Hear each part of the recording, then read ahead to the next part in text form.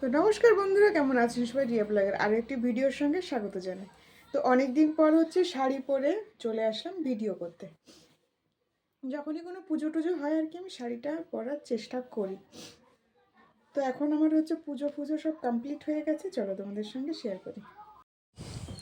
তারপরে দেখো, এটা সকালবেলায় হচ্ছে আমি বাসন মেজে নিলাম ঠাকুরের বাসন সব কিছু ভালো করে পরিষ্কার করে মেজে নিলাম, মানে কেননা কাঁসা পিতলের বাসনগুলো না মাজতে একটু আমি দেরি অর্ডার হয়। দিয়ে আমি নিজেই ভুলে গেছি যে আমি তারপরে অর্ডার চলে দিয়েছি। আসলো আমার পার্সেল। এটা হচ্ছে ব্যানানা বক্স, মানে ওদের বানানা দিতে গেলে না, এমনি শুধু দিতে গেলে সেটা হচ্ছে ভেঙে নষ্ট হয়ে যায়, চ্যাপ্টা হয়ে যায়। তার জন্য এই বক্সগুলো আমি নিয়েছিলাম। তিন কালার ছিল। এবার আমি ভুলেই গেছি।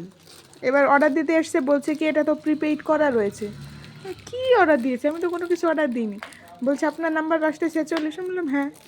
তারপরে মিশোতে গিয়ে দেখি হ্যাঁ আমি তো এটা অর্ডার দিয়েছিলাম।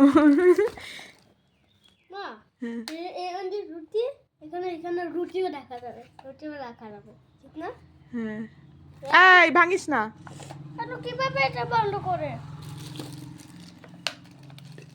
তো এই ব্যানানার বক্সগুলো আমি অর্ডার দিয়েছিলাম। খুলিস না, সব সব এখন ইউজ করবি যে সব খুলছিস। একটা তোমার, একটা ভাইয়ের, আর একটা রেখে দাও। কেন? তো কি করবো আর একটা? খুলে দাও।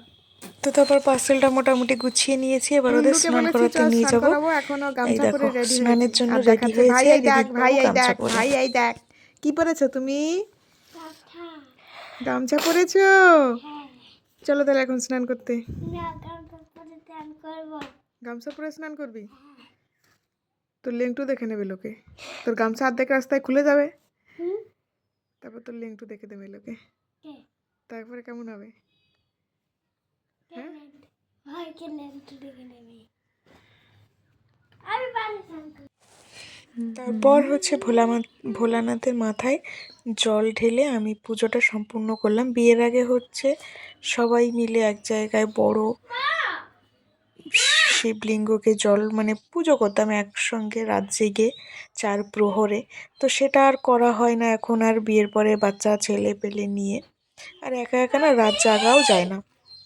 ওই জন্য একবারেই ভোলানাথকে পুজো করে নিলাম। তো আমার পুজো মোটামুটি কমপ্লিট হয়ে গেল। আর মন্দিরেও না আমি বাচ্চা টাচ্চা নিয়ে মন্দিরে গিয়ে পুজো দেওয়া একার সংসার হয়ে ওঠে না আর কি। যদি বাচ্চা দেখার লোক থাকতো তাহলে হয়তো আমি মন্দিরে গিয়ে পুজো করতে পারতাম। তো সেটা এখনও পসিবল নয়, মানে এখনও পারি না। ওরা বড় হলে অবশ্যই চেষ্টা করব সেইভাবে। তারপরে আমার পুজো এখানে কমপ্লিট হয়ে গেল। তো আজকে ভোলানাথকে আমি এখানেই পুজো দিয়েছি। তা এগুলো হচ্ছে সব আমার বাড়ির গাছের ফুল। তো এই আকন্দর মালাটাও আমি বাড়ির গাছের ফুল দিয়েই আকন্দর মালাটা করেছিলাম, আর যেটা যেটা লাগে পুজোয় তো সেটাই। তারপরে আমার বেশি কিছু আয়োজন করে উঠতে পারিনি, মনে যেটুকু চেয়েছি সেটুকু দিয়ে ভগবানের আরাধনা করেছি। তো আমার সব পুজো দেওয়া কমপ্লিট হয়ে গেছে। আর এই যে এনাকে আজকে মৌমাছিতে কামড়েছে। কিসে কামড়েছে তোকে?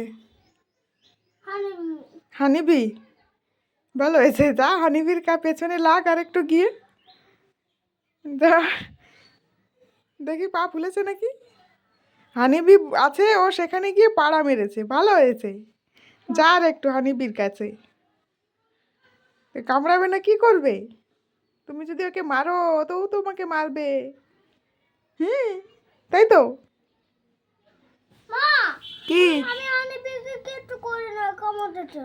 কিচ্ছু করিসনি, শুধু শুধু কামড়ে দিল। হ্যাঁ, আমি ভাই ম্যাংলে ফেলছিল, তারপরে হানিপি পায়ে পার কাছে আটছিল।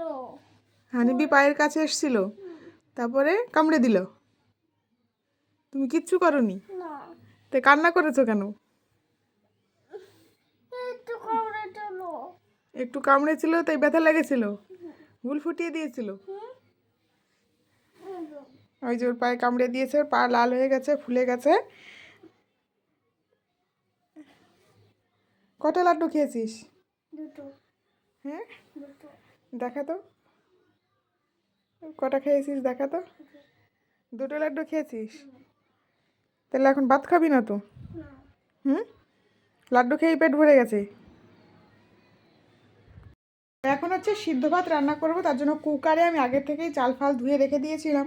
এখন হচ্ছে ঘড়িতে বেজে গেছে 1:30, তার জন্য ভাতটাও বসিয়ে দিলাম। রাকেশবাবু অফিস থেকে চলে আসবে, তো তার জন্য। বিকালবেলায় গেছিলাম একটু মন্দিরে ঠাকুর প্রণাম করতে। বিকালবেলা বলতে সন্ধ্যাবেলায়, রাতের বেলা। তো সেখানে সবাই এসেছিল, পুজো করছিল। তো আমি দূর থেকেই ভগবানকে একটু প্রণাম করে নিলাম। আর এখানে হচ্ছে ভোলানাথের লিঙ্গও আছে, প্লাস হচ্ছে হরগৌরী একসঙ্গে মূর্তি আছে। এখানে ওদের আজকে বিয়ে দেয়, এই করে। তো তারপর হচ্ছে সেটা একটু ছেলেদের দেখালাম, ওদের একটু প্রণাম করতে বললাম। এই হচ্ছে বিকেলবেলায় ওইখানে ঘুরতে যাওয়া বলতে এটাই, একটু মন্দিরে ছেলেদের দেখাতে নিয়ে যাওয়া। নিচেও একটু ভোলানো